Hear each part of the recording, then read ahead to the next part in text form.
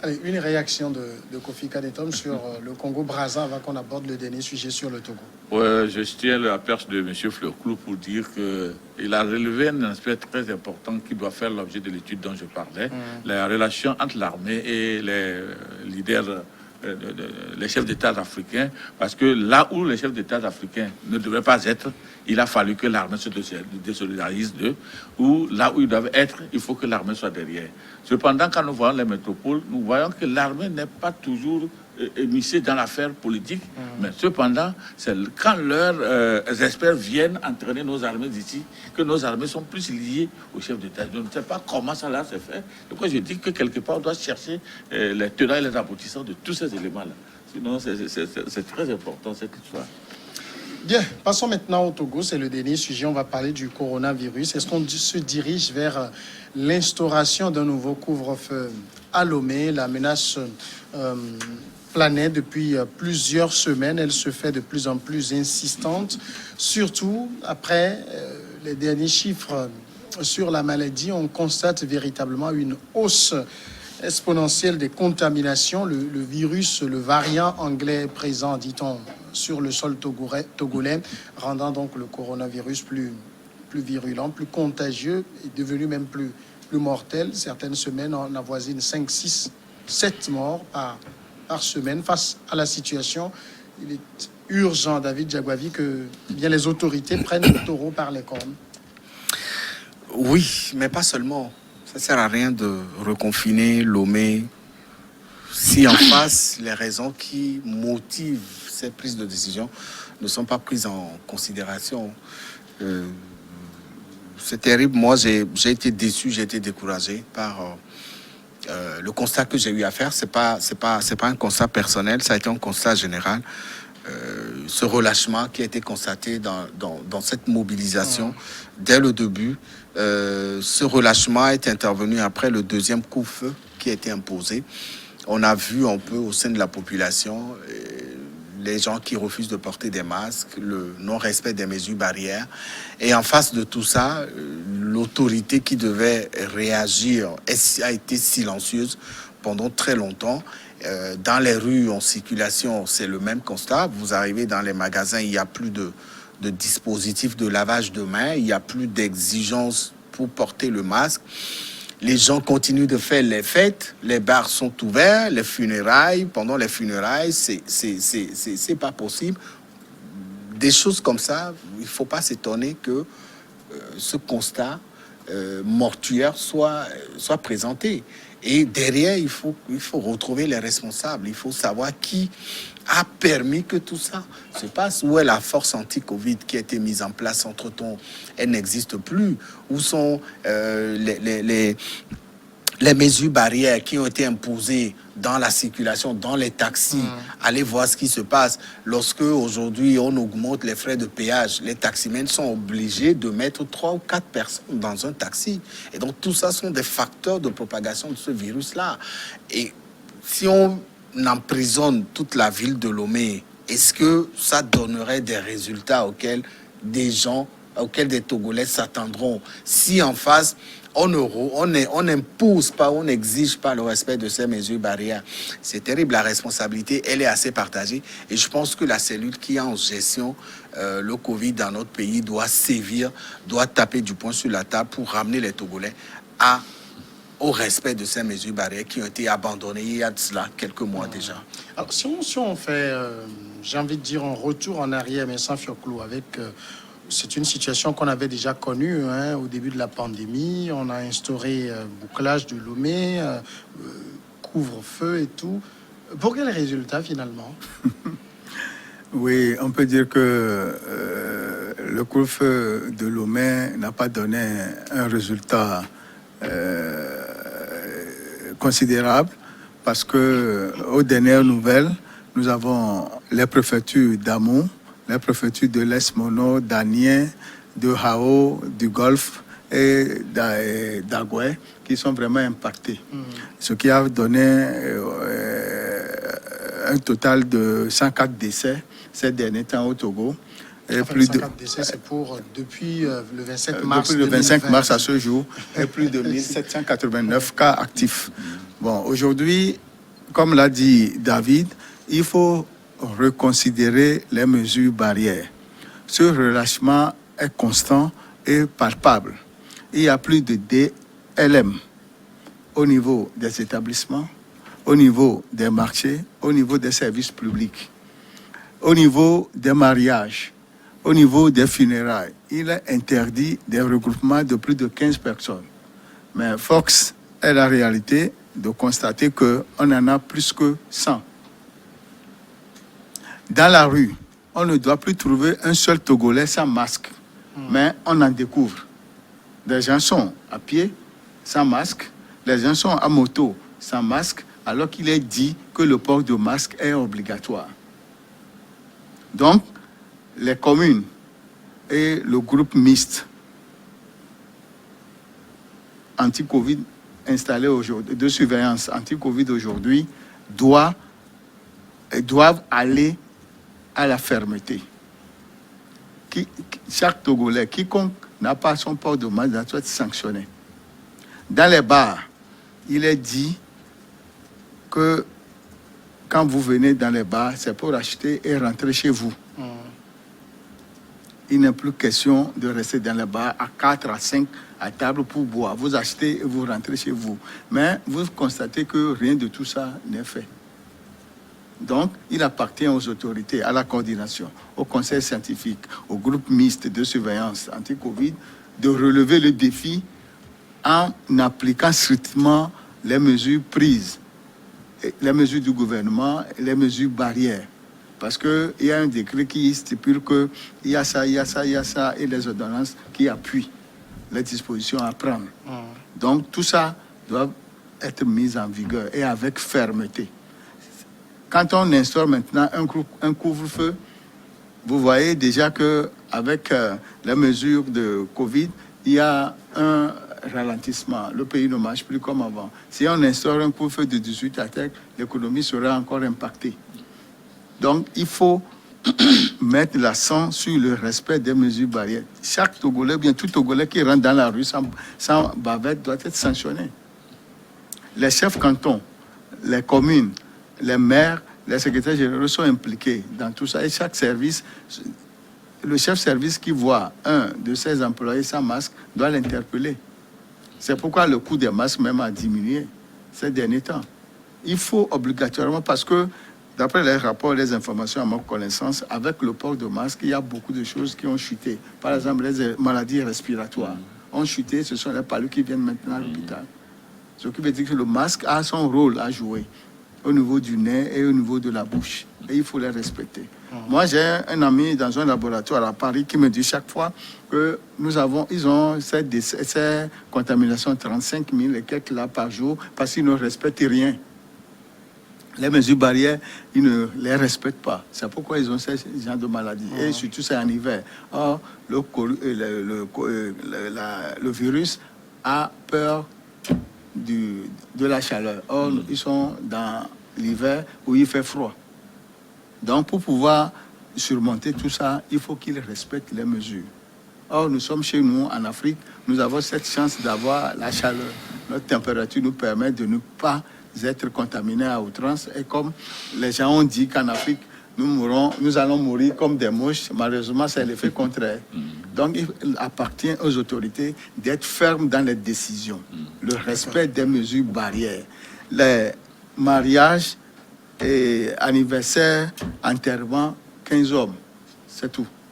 C'est une question de manque de fermeté qui fait que les cas augmentent. Bon, moi, en fait, j'interprète la chose là d'une autre manière. Hein. Je me dis, bon, peut-être que l'enfant qui veut toucher le feu, et à chaque fois on l'empêche, par moment on lui laisse de toucher le feu pour pouvoir se rendre compte de l'effet qu'on lui reproche, de la prévention.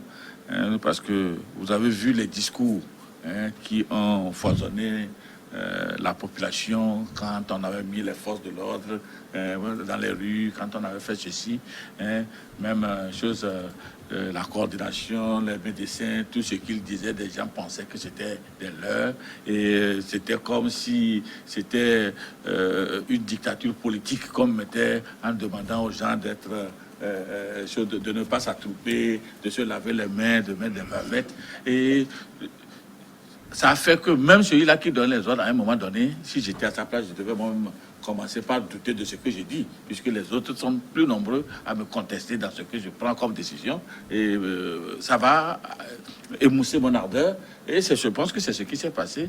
Et finalement, tout le monde s'est lancé dans la situation, tout comme si on était devenu, on était à l'état normal, parce que des gens même ont dit dans ce pays qu'il n'y a pas de corona. Ils ont soutenu le problème de choses AstraZeneca l'autre fois. Vous avez vu comment des gens ont commenté, des gens même sont sortis publiquement pour demander aux gens de ne pas aller se faire vacciner. Des gens ont dit qu'on devait arrêter cela. Malheureusement, les pronostics qu'ils avaient lancés ont été rapidement choses mises en rude épreuve, parce que tous les pays qui entre-temps avaient suspendu ont repris, ce qui suppose que nous devions être parmi ceux-là qui étaient les téméraires et qui avons gagné.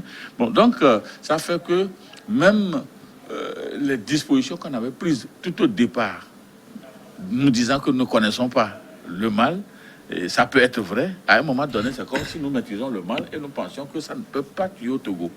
Et ce qui se passe aujourd'hui, c'est que depuis janvier jusqu'à aujourd'hui, on dit que le Togo enregistre autour de 500 nouveaux cas de contamination par semaine. Et puis le Grand Lomé jusqu'à une centaine par jour. Tu vois, c'est ça aujourd'hui qui demande maintenant à ce que le Togolais puisse se dire: il y a des gens que nous avons placés devant nous pour nous préserver contre un certain nombre de fléaux. Et eux seuls peuvent nous dire comment nous devons nous porter, nous comporter pour que nous puissions être mis à l'abri. Et dès qu'ils vont édicter des mesures, il faut que nous soyons ensemble à pouvoir respecter ces mesures. Et même nous-mêmes, nous devons nous constituer en équipe de veille pour pouvoir regarder aux alentours de nous qui sont ceux qui ne suivent pas ces mesures et les rappeler à l'ordre. Comme ça, nous devons harmoniser notre discours. J'ai vu beaucoup de gens qui, au départ, avaient dit des choses d'extrême gravité contre les gouvernants, mais aujourd'hui, qui sont les premiers à aller chercher des modalités de protection du coronavirus. Alors que pendant ce temps, toute la masse qui les avait suivis est restée peut-être dans la logique première et ne sont pas prêts aujourd'hui à pouvoir changer d'opinion. Oui. Est-ce que vous voyez? Donc, je pense que ça doit être maintenant une façon ou bien une réflexion collective pour que nous puissions arriver à mettre des stratégies qui puissent, parce que ce qui est sûr, que toi tu te protèges et que l'autre ne se protège pas, c'est que tu es un danger perpétuel. Tu es un perpétuel danger. Donc, il va falloir que nous puissions nous approcher de ceux-là qui ont la gestion de cette maladie et de voir comment nous pouvons conjuguer nos efforts pour que, si nous ne voulons pas aujourd'hui qu'il n'y ait pas confinement, ça dépendra de nous. Si nous ne voulons pas qu'il y ait couvre-feu, ça dépendra de nous. Si nous ne voulons pas que les autorités se posent partout dans nos choses, de points de rue, pour nous faire ça dépendra de notre discipline et de la manière dont nous collaborons pour que cette maladie soit éradiquée chez nous. Alors finalement, ce mal, on a comme l'impression, et chaque fois qu'on en parle, quand des chiffres montent, on dit aux gens, c'est votre faute si ça va mal. Non, c'est la faute. C'est vous qui ne respectez rien, c'est pour ça que ça monte. C'est la faute à tout le monde. Hein. Moi, je l'avais dit, ce relâchement que j'avais constaté m'avait beaucoup découragé. Je faisais partie des premiers journalistes qui avaient cru en ces décisions qui ont été prises par l'État et surtout en son application. Mais très vite, j'ai compris que les décisions ont été prises et elles ont été abandonnées par la suite. Personne n'avait plus fait attention à cela. Moi, j'étais en séjour dans un village, il y a de cela une dizaine de jours. J'ai été émerveillement surpris par une décision qui a été prise par les autorités locales de ce village, qui consiste en tout cas à mettre en place une brigade de surveillance composée de jeunes qui sillonnent la ville et qui ont pour rôle de sensibiliser la population, ceux qui refusent de mettre des masques, et aussi de leur tirer l'oreille. Quand vous refusez, après sensibilisation, quand vous refusez de porter le masque, la brigade a l'autorité de vous tirer l'oreille. Et ça a commencé par ça. Avec le temps, ils m'expliquaient qu'ils vont aller jusqu'à imposer des amendes à ces habitants, voilà, qui refusent voilà. Et donc c'est un combat général, c'est des responsabilités de nous tous en tant que Togolais. Je pense que le gouvernement a cru trop en ses capacités de gérer cette pandémie-là au Togo. Et donc à un moment, il y a eu une sorte de fuite de responsabilité que moi j'ai constaté, parce que je ne peux pas comprendre que à l'heure où nous parlons, lorsque vous êtes en circulation, vous tombez sur des Togolais qui refusent de mettre des masques. On vous dit qu'il y a une maladie qui est là. On vous dit de vous protéger en portant un masque. Mais des gens passent devant des policiers positionnés au carrefour sans porter de masque. Et ces policiers ne réagissent pas. Ils ne vous disent rien, ils vous laissent passer. Des gens rentrent dans des bureaux de l'administration publique sans mettre de masque. Et ces employés qui sont là ne vous disent rien du tout. Même le vigile à l'entrée ne vous interpelle pas. C'est terrible. Moi, si on confine Lomé, ça pose un problème. Pas à moi en tant que journaliste, mais à nous tous, parce que c'est nous tous qui allons être confinés. Et à certaines heures, nous ne pouvons pas aller vaquer à nos occupations professionnelles ou commerciales. Et donc ça, c'est un poids que nous recevons. Mais il ne faut pas que des gens, à cause de leur entêtement, ou certains Togolais, à cause de leur négligence, fassent payer le prix fort à d'autres Togolais. Porter le masque, c'est quoi? C'est rien du tout, c'est esthétique. Mettre les dispositifs de lavage devant les maisons, devant les services, devant les sociétés, etc., les magasins, c'est un acte citoyen. Et je pense que l'État aussi doit comprendre sa part de responsabilité, sa participation à encourager ces Togolais à aller dans ce sens-là. Où sont passées ces associations qui, au début, l'année dernière, on les a vus fleurir de tout comme pas possible? Où sont passés? Voilà, donc il faut que l'État aussi aille dans un accompagnement financier. On a parlé d'un fonds de 400 milliards que l'État est en train de mobiliser. Mais allez chercher de l'argent, faites ce qu'il y a, encouragez, motivez des gens à aller dans cette sensibilisation-là. Et vous verrez que nous allons pouvoir avancer. Bon, on a dissous la FOSAP et on a mis en place le groupe mixte de surveillance Covid-19. Et la particularité de ce groupe mixte de surveillance, c'est qu'on a pris des volontaires civils qui font partie des forces de sécurité, police, gendarmerie, qui font ensemble la patrouille au niveau des bars, des églises, des établissements et des lieux publics pour la sensibilisation contre le Covid-19. C'est ainsi qu'au niveau de la préfecture d'Aguanivé, nous avons des jeunes regroupés sous le signe de police verte qui patrouillent ensemble avec des motos et des véhicules avec la force mixte et qui font ensemble des patrouilles de maison en maison pour la sensibilisation. Et au cours des réunions, ils dénoncent ce qu'ils ont vu sur le terrain, ce qui permet aux maires de corriger les événements sur le terrain, au niveau des bars, des églises, des marchés et autres. Là. C'est étendu dans les 6 communes de la préfecture d'Aguanivé. Et le travail se passe bien entre eux, civils et militaires qui sont ensemble, qui luttent pour la même cause. Vous avez eu un financement pour ça? Pour le financement, bon, il y a la préfecture d'Aguanivé qui fait l'essentiel et les mairies aussi qui apportent des aides. Oui, mais si c'est comme ça, à quel niveau ça ne marche pas? Moi, j'allais dire quelque chose en écoutant David. Vous voyez, en réalité d'enseignant, j'avais apprécié celui qui dit que si Dieu veut que la lumière fasse le tour du monde, il la place dans la tête des enseignants. Vous auriez vu que c'est également avec la rentrée que le désordre même s'est aggravé, parce que réellement, je ne sais pas si nous avons pu penser à la contribution des enseignants dans la sensibilisation de la population par rapport à cette maladie. Tout récemment, je lisais quelque part sur une plateforme que des enseignants ont été arrêtés dans le Wawa parce que on a dépisté des cas de contact dans une école et on voulait passer les gens au texte. des enseignants ont mené des campagnes anti-textes dans cette école et on fait partie les élèves. Est-ce que vous voyez? Donc, ça veut dire que quelque part, ceux qui doivent porter le message, et quand vous savez que quand c'est l'enseignant qui porte le message quitte Les élèves vers la famille. Les familles, et c'est plus sérieux. Et ils ont cet art de pouvoir expliquer la chose de la meilleure façon donnée. Hein? On peut tout leur refuser, mais on ne peut pas leur refuser l'art de communication. Donc, je pensais que quelque part, il fallait également associer cette frange de population pour les mettre à contribution afin que la sensibilisation là se fasse et que ce relâchement-là ne devrait pas arriver jusque-là.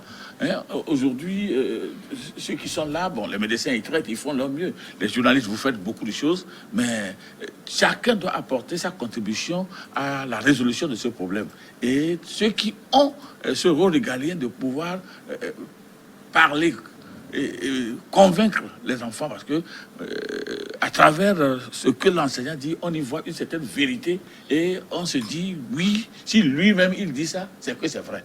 Donc on peut exploiter également ces canaux pour pouvoir aider à asseoir les trucs. Si les enseignants ils sont toujours en contact avec les parents, ils expliquent. Les écoles aujourd'hui, quand vous regardez dans la rue, c'est les élèves qui sont les premiers à ne pas respecter le port de masque. Hein. Vous les trouvez dans les rues, ça leur dit absolument rien. Alors que c'est dans cette institution-là que devaient sortir les habitudes qu'on veut, les bonnes mœurs qu'on attend. L'école doit être porteuse de ces valeurs. Malheureusement, ce n'est pas le cas. Je reconnais aussi que les maires traitent le problème de sensibilisation avec les chefs cantons, les leaders religieux et les leaders de communauté. À chaque fois, ils ont un comité au niveau de la commune. Ils se rencontrent pour discuter des problèmes qu'il y a. Ce qui veut dire que tous ces autorités religieuses et leaders communautaires sont impliqués dans la sensibilisation et dans la recherche des voies et moyens pour endiguer la contamination dans les communes respectives.